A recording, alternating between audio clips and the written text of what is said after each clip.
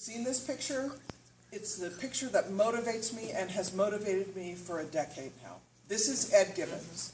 Ed lived on the streets of Skid Row drinking heavily for 30 years. 30 years.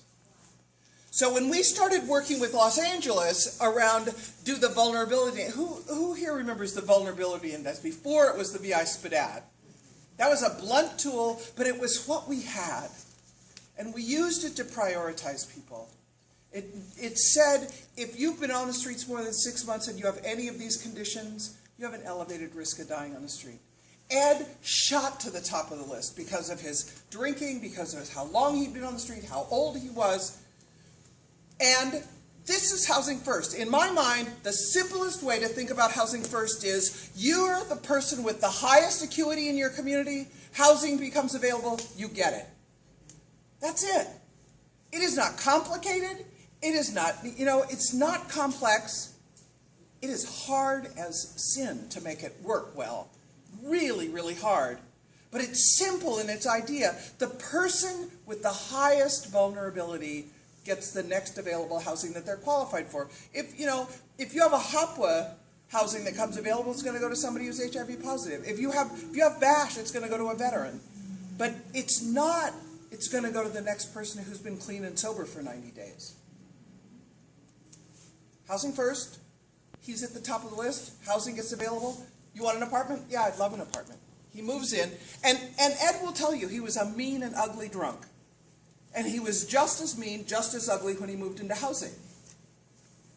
So he's in housing, and he's there for a while, and his case manager comes over for a regular visit, and he says to her, listen, I feel like shit all the time. You going to put that on Facebook? Okay, sorry.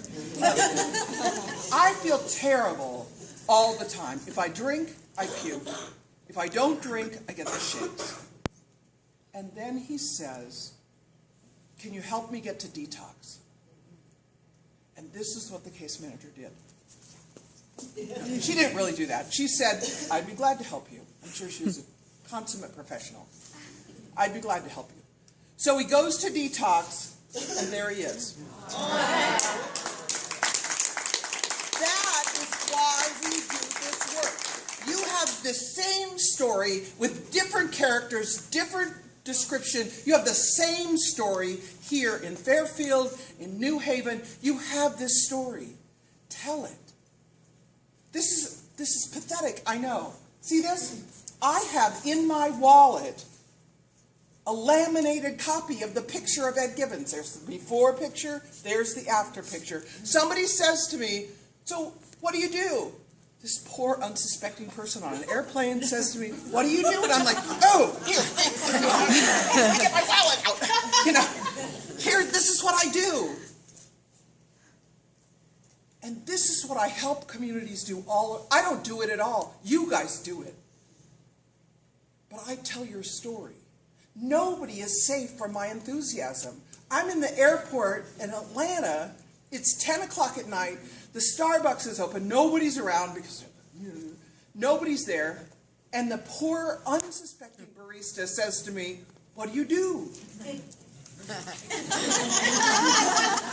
I fire up my laptop and I make her watch the video about Ed Givvens.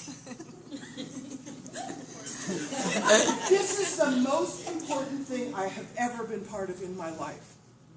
Nothing. I'm 65 years old. I probably have one more job in me because I never stay more than 5 years. I want to work till I'm 72. I got a lot of energy. I love what I'm doing. Community Solutions has just said, we want you to stay. We want you to be doing this. We want you to be the movement manager. We want you out in the community. Nobody chooses, in my experience, nobody wakes up when they're 4 years old and says, gosh, I think I don't really want to be a firefighter. I think I want to be a homeless worker. Nobody says, gosh, I really want to earn a lot of money. I think I'll go into homeless services. You guys are all doing this because something happened to you, either an experience in your life or you met somebody or something happened and you said, that's what I want to do. You guys are doing the most amazing work that could possibly be done, in my opinion. And I am grateful to each and every one of you.